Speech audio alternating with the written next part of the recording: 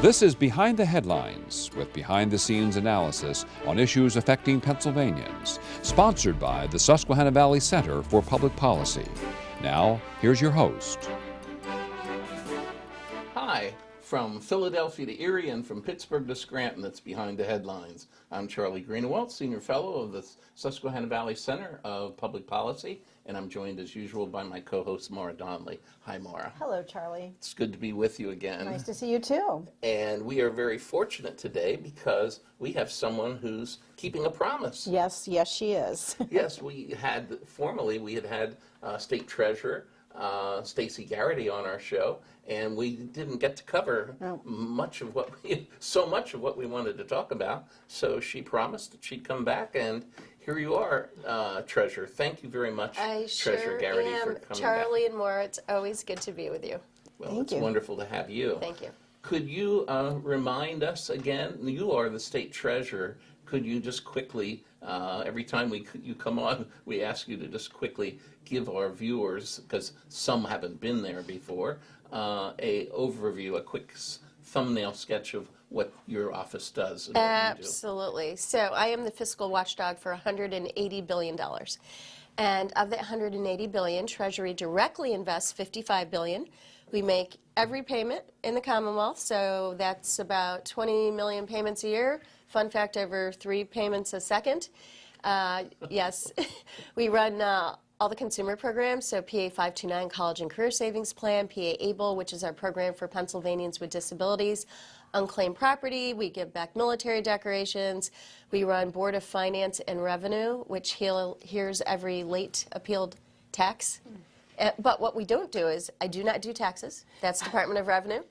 Do not determine eligibility for unemployment compensation. That is L&I, Labor and Industry. I'm guessing you said that because people do call in. And All the ask- time. Yes. And we still help them, but thank the good Lord, I don't, Right. I'm not responsible for the taxes. So when, last time we talked with you and had you on the show, we talked about your military background, and you discussed mentioned a couple different programs that we can get into greater detail. But let me ask you, what exactly is your favorite part about being our state treasurer? Like what makes you smile every day? So actually, my favorite part about being the state treasurer has nothing to do with money. Oh. It's about military decorations. Yeah. So we get these military decorations back from abandoned safe deposit boxes largely, and they're from every major conflict, every branch of service. So far, since being in office, I've given back over 550, including 13 Purple Hearts, 3 Bronze Stars, and a Gold Star Medal.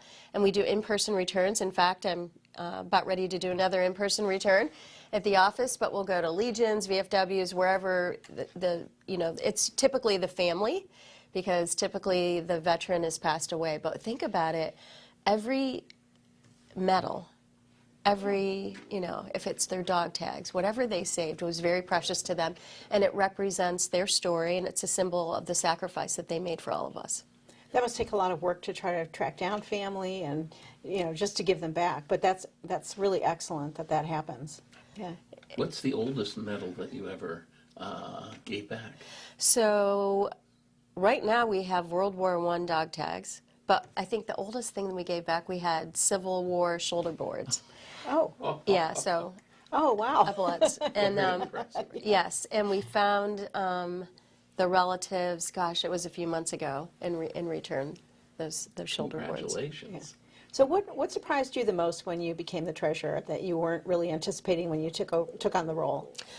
You know what, I think what surprised me the most was I thought the office would be filled with a lot of bureaucrats, because I do come from the private sector and I had not been involved in a political office. And what surprised me the most is we have so many great, hardworking public servants.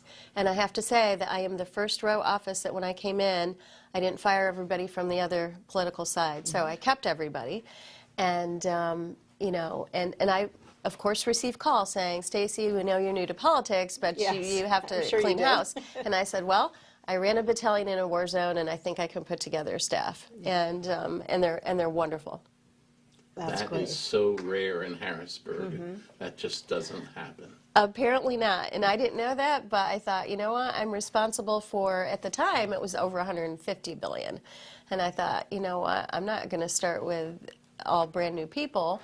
And, some folks have retired over the years, but I'm very blessed. I have a wonderful staff. Well, that institutional knowledge didn't disappear on the Exactly. first day. And I Yeah. think that's why we've been able to break every single record at Treasury. That must have been really great for everybody on staff who was waiting for the call that they were going to be ousted. Well, Because what- I've been in that position where you're just like, it's coming. I know. Yeah, And so- what was interesting during the transition, people, I could tell that with the body language, everybody was nervous. And I'm thinking, why are they nervous? And then it dawned on me, oh, they all think they're think they're gonna be getting fired. fired. So I picked one person on senior staff and I said, Kelly, would you stay? You want me to stay? I said, yes, you have all this institutional knowledge. And then I could tell like the temperature immediately came Right, down for exactly. everybody. Oh my gosh. And apparently they made phone calls, and I didn't find this out until, probably 6 to 9 months later, but they were like, we think she's okay.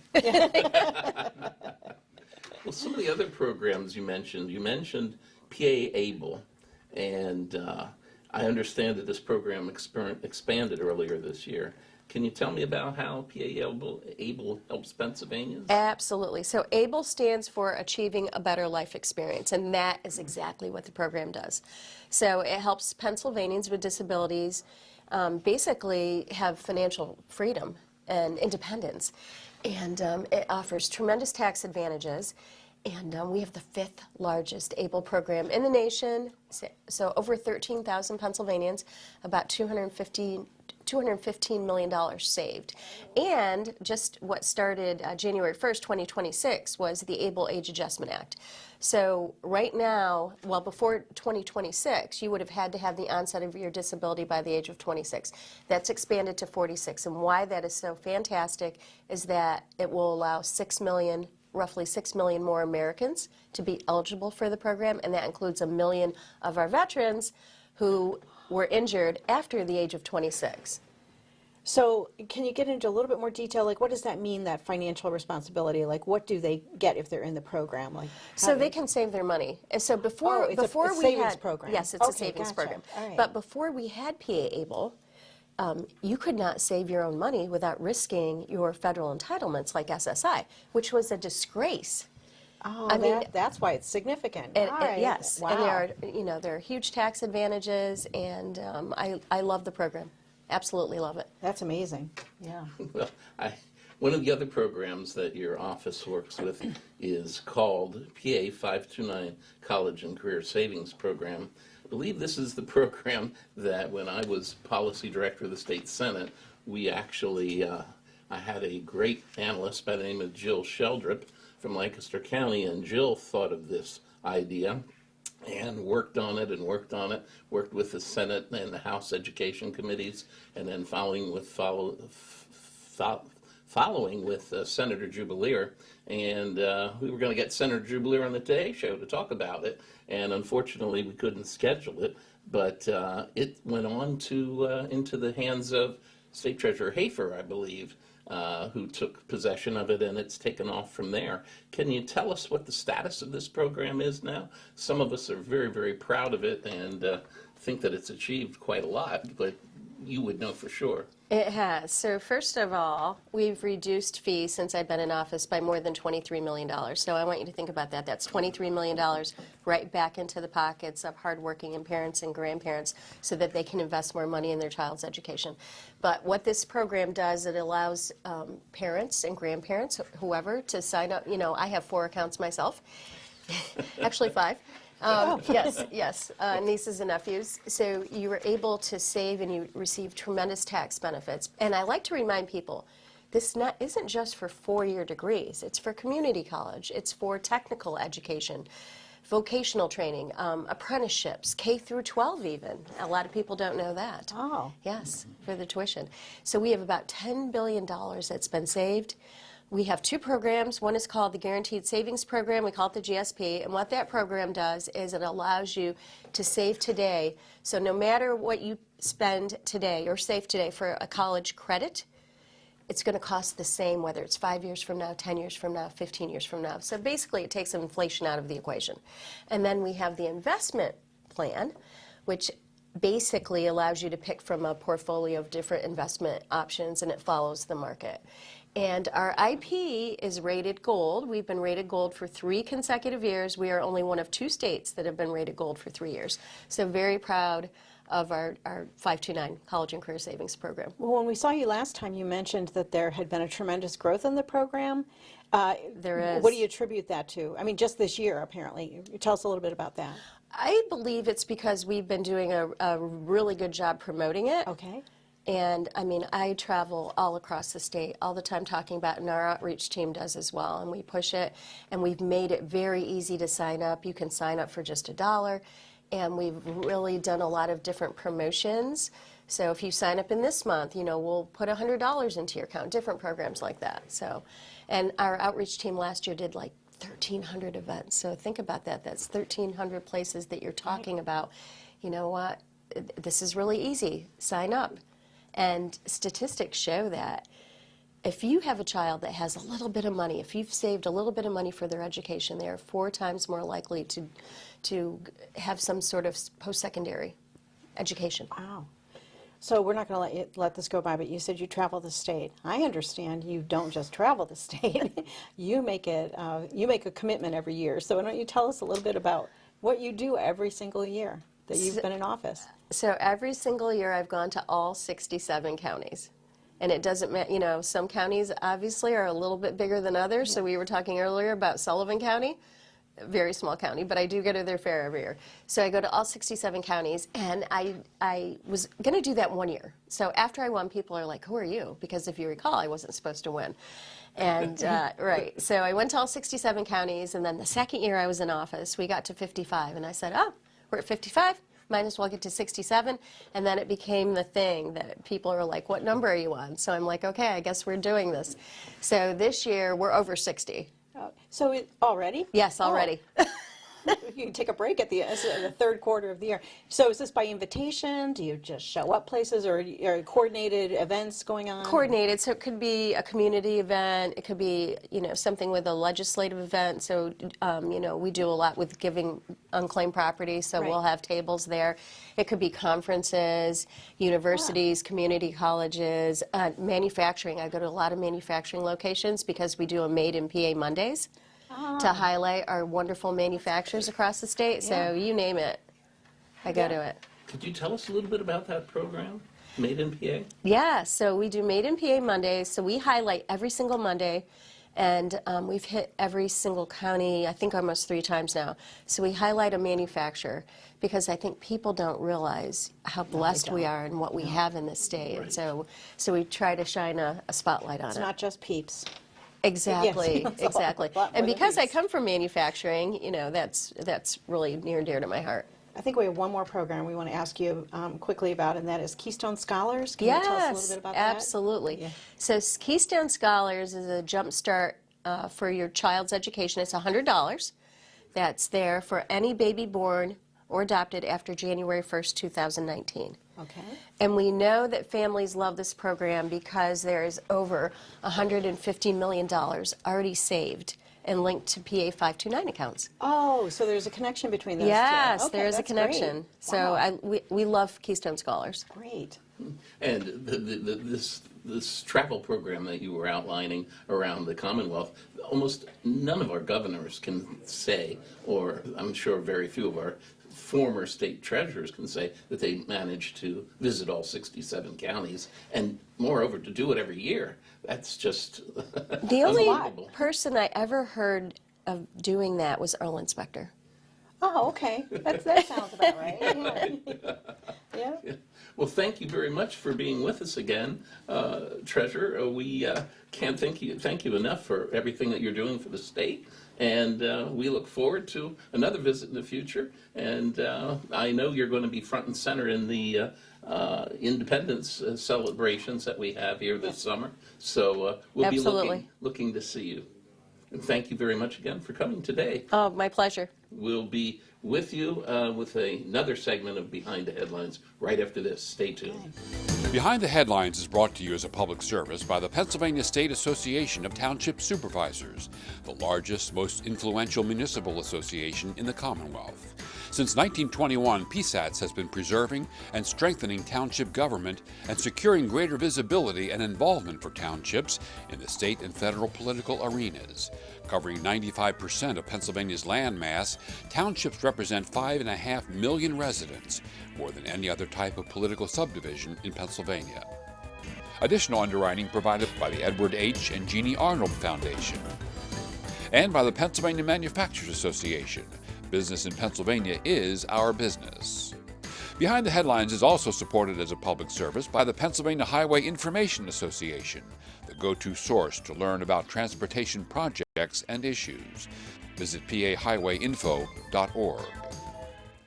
Welcome back to Behind the Headlines. And on this segment, we're lucky enough to be joined by my good friend and one of the state's most knowledgeable individuals, of course, on higher education, and that is Ken Mash. Ken, of course, is the president of APSCUF, which is the Association of Pennsylvania State College and University Faculty. Absolutely, and has done a fabulous job over a long period of time. You've done such a great job that they called you back. Yeah. They couldn't let you go.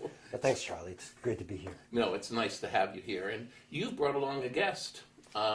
Could you introduce us Sure. to This the is guest? This is Ethan Rapp. He is a senior at Edinboro in education. And anything you want to add? Thanks for having me. Nice to be here. Well, it's nice to have you as well. We want to thank you for coming along today.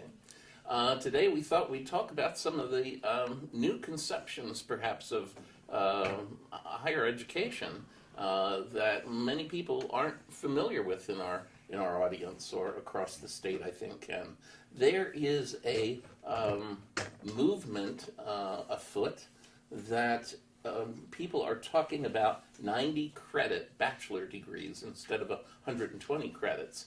Could you tell us what's behind this? What's fueling it? What are the advantages? What are the disadvantages? Yeah, I think the motivations of people who are behind, essentially reducing college from 4 years to 3 years are, they have good intentions. And the good intention is, of course, to make college cheaper and more accessible to people because it is more, because it costs less, obviously, to go for 3 years than it does for 4 years. But ultimately, I think that this is a really short-sighted and one of the worst ideas that has been raised in recent years. So I could tell you why, if you like. Yes, please. Yeah. So I think just from the very start, I just saw a presentation by someone who in front of the Board of Governors, and she spent a long time talking about higher ed, and she was actually sort of saying, "Oh, okay, maybe we need to do this 3-year degree program and jump on that quickly." And then, just a few moments later, she was talking about AI, right? And when it comes to AI, even the leaders of the industry in AI are now saying the people who are going to be the most secure are going to be the people with the best liberal arts background. And essentially, if you move from 4-year degrees to 3-year degrees, if you ask what's going to be cut, it's going to be the liberal arts background. So right away, we are taking away the advantage that people have in the new workforce. So that's a big reason by itself. I also think that it is ultimately discriminatory. And I'm saying that because when we hear about people raising this idea of having 90 credit degrees, they're saying it at our 4-year public universities, and other schools that are geared towards the middle class and the working class. And there's nobody raising that at the elite schools saying, "Hey, let's bring this down from 4 years to 3 years." And the reason why I think is because there's an understanding that it is those extra credits are not a waste of time. They're about giving you alternative ways to think so that you can do problem solving. And in a world where we have people having to have many different careers in their lifetime, it makes you more of a utility player. You can go and do different things because you have the capacity to think in various different ways. So I think, ultimately it's harmful. I think it's, ultimately discriminatory. I think it's going to, I'm concerned too that while it seems like a good idea, right, and, it's seems like a very simple solution to a complex problem. Usually simple solutions to complex problems are problematic. And one of the reasons why it's problematic is, what do we do with students when the industry catches up, right? And businesses start saying, hey, it's not that we want a college degree, we want a 120 credit college degree. All these students who have the 90 credit college degree, they're going to be in trouble, right? They're going to, what are they supposed to do then? They can't go back and they already finished the degree, right? They said it was a 3-year degree. So we might be very well hanging a whole bunch of students out there to dry. As a former professor myself, one thing that I've always stood by is the fact that many of our students didn't have the type of background in secondary school that they should have. And by being in college for 4 years, it allows them to make up for that. Right. And the other thing is many people don't know what they want to do as a career. And by staying in school for 120 credits, you are exposed to more areas. And it allows you to, do I want to be a city planner? Might I want to be a criminologist? Something of that sort. Ethan, I have to ask you, from the student perspective, what's the student perspective on this? Are students even aware of this discussion that's going on? No, I don't think anyone is. When I was told about this, I had no idea myself. And I started looking at it, and it's down this rabbit hole. I don't know how many universities have already switched to it, and legislation that's being passed. It's a lot more than you would think. Mm-hmm. But then you start looking at this from a student perspective. Like as an education major, you already lose your last year to student teaching, preparing to student teach. So if you switch to 120 credits, what are you thinking? You only have 2 years to learn your curriculum itself, and you're already kind of squishing your time. I mean, if you switch to 90 credit, yeah. So you're not necessarily in favor of it. No, I'm not one to jump the gun. Okay. I think, there's nothing, I say this as a professor, there's nothing sacrosanct about 120 credits, right? We should always be open to ideas about why to do it, but we should be asking, what's the reason you want to do this? Why is it you want to go down to 90 credits? And if it's justifiable and we just want to get to a point where students are earning credits to get into certain careers, that's fine. But let's not call it a baccalaureate. Let's come up with another name for it so that we can keep our understanding of what a baccalaureate degree is, what this is. We give options to students that, hey, you can get this degree, but if it doesn't work out for you, you can come back and get your baccalaureate pretty easily because you'll just need 30 credits. I don't know why we have to kind of be selling something that isn't, right? You're not getting a baccalaureate. You're getting something less than a baccalaureate. And I think you're essentially killing yourself because you're not offering the same product anymore that you once were. Ken, is this what the opinion you just expressed, is that pretty much the opinion of most coaches and other university faculty or not? How much diversity of opinion is there on this issue within your organization? I think that if you approach individual faculty, you always find faculty who would be like, oh, I think we could pull this off and do it. But I think anytime I've raised it as a concern, either at one of our universities or at our legislative assembly or going even nationally and talking about it with other faculty, uniformly faculty are appalled by this, with the very few exceptions that I mentioned. They just think this is just really cheapening what it is that we do and not respecting college, really. And it's just another way to attack college. Mm-hmm. Doesn't this have something more, isn't this more appropriate for discussion in community colleges, for example? Well, I think, again, like community college offer associate's degrees, right? Now, if we want to talk about, well, something that's in between, then let's have that conversation about something that's in between, and maybe that's something that community colleges can do, maybe it's something that that our universities can do or work together to do, but let's just not pretend, let's not serve people, a chopsteak and tell them it's a fillet. One of the best things that I personally did at my undergraduate school, and then I was a champion of it when I taught, was the use of internships. There were no internships when I went to school. Essentially, I made my own path, if you will, and then it became pretty common after that time for lots of other students to do that. What about your internship? How is your internship blending in with your academic program, and how would you see it fitting in a 90 credit system? Well, my internship is helping me specifically going into to become a social studies teacher. So learn more of the backgrounds, obviously the union side as well. I feel like that also would have to be a university discussion as well, because not all baccalaureate degrees require a internship. Like the education side of my degree does not require it. So I feel like that'd have to be a discussion to have. Like it's better to slow things down rather than jump the gun. Mm-hmm. Yeah, it's interesting. You want to be a social studies teacher, and both Ken and I had taught in the social studies area, social sciences area. I just heard someone on my way to the studio today. They were interviewing a young college student, and they asked the college student, "Who did we get our independence from?" The student said, "Europe."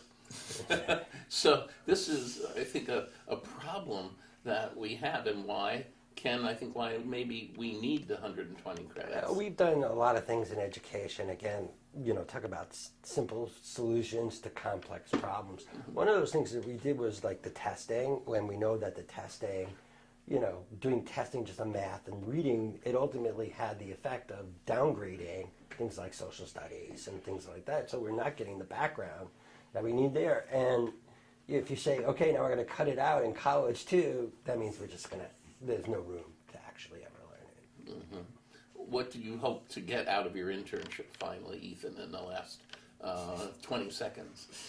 A lot of memorable friends. Okay, but you can already see how it fits into. Yeah, I'm learning a lot already. There's a lot of intricates in the organization itself and in the government that I'm learning a lot about. Okay, well, and Ken, what do you think that's going to happen in Pennsylvania? Is the governor for this? For doing this, he hasn't said anything about it. We're glad about that. We know there's a bill in the Senate. I don't think it's moving this year, but we're keeping our eyes on it and trying to make sure it doesn't happen anytime soon. Well, Ken, thank you very much for bringing us up to date on this. Ethan, good luck to you and your program, and thanks for being with us today. And all of you, thank you for being with us on Behind the Headlines. We'll see you next time.